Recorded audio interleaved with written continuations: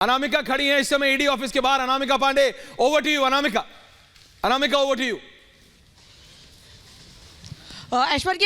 ऐश्वर्या, मैं इस वक्त ईडी ऑफिस के बाहर हूं और अब से कुछ देर पहले संजय सिंह को अंदर लेकर जाया गया है, जिनसे दिन भर पहले उनके घर पर छापेमारी की कार्रवाई की गई और करीब 10 घंटे की लंबी पूछताछ के बाद उनको यहां ईडी ऑफिस लेकर आए हैं। भले ही आम आदमी पार्टी के नेता इस पर सवाल खड़े कर रहे हो, लेकिन बीजेपी का यही कहना है कि आपने गलत किया है, इसीलिए आप पर कार्रवाई हो रही है। पिछले कई दिनों से लगातार छापेमारी की कार्रवाई में जहां जहां पर भी कार्रवाई हुई है, फिर चाहे मनीष सिसोदिया के घर पर भी पिछले छापेमारी हुई हो, मनीष सिसोदिया से जो पूछताछ हुई हो, अभी वो जेल में है। इसके अलावा सत्येंद्र जैन लंबे समय तक जेल में रहे, स्वास्थ्य के कारणों की वजह से वो बाहर आए जेल से, और अब मनीष सिसोदिया, एक के बाद एक आम आदमी पार्टी के नेताओं पर शिकंजा कसता जा रहा है। ये वो ईडी ऑफिस है जिसके अंदर आपसे कुछ देर पहले, करीब 20 मिनट पहले संजय सिंह को लेकर जाया गया है और उनसे अब इस पूरे मामले में आगे पूछताछ की जाएगी। ऐसा नहीं लगता है कि संजय सिंह की मुश्किलें फिलहाल अब कम होने वाली हैं इस मामले में, क्योंकि खुद वो शख्स जो इस मामले में गवाह है उसने संजय सिंह का नाम लिया और उसके बाद संजय सिंह के घर पर सुबह 7 बजे से लगातार ईडी की छापेमारी की कार्रवाई जारी थी और 7 बजे से लगातार कार्रवाई के साथ वापस आऊंगा आपके पास। सुमित आ रहा हूं,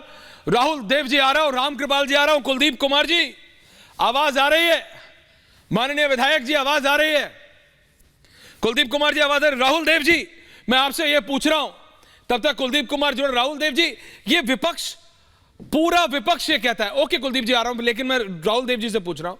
राहुल देव जी, पूरा विपक्ष ये कहता है, चाहे आम आदमी पार्टी हो, सपा हो, जेएमएम हो, कोई भी पार्टी हो विपक्ष की, जैसे ही कोई भी एजेंसी उनके ऊपर आती है तो कहते हैं सत्ता करवा रही है। तो ये एजेंसियां हैं किस लिए?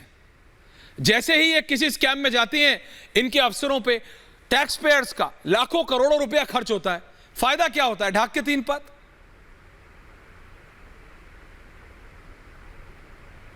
फायदा ये होता है कि जो भी ऐसे मामले होते हैं वो अदालत में जाते हैं, अदालत में ऊपर तक जाते हैं, सुनवाई होती है जी। और उसके बाद अदालत का फैसला होता है और उससे तय होता है कि जो आरोप लगाए गए, जो गिरफ्तारी हुई या जो भी केस बनाया गया वो सही था या नहीं था।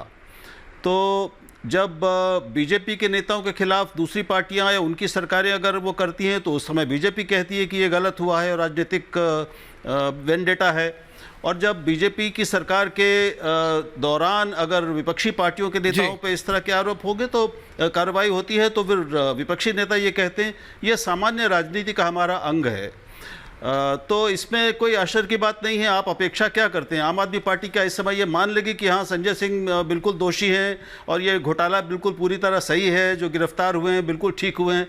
ऐसा तो उम्मीद नहीं कर सकते ना हम। ओके। तो ये तो एक सामान्य राजनीतिक व्यवहार है, प्रतिक्रिया है, जो हमको मालूम है कि होगी ही।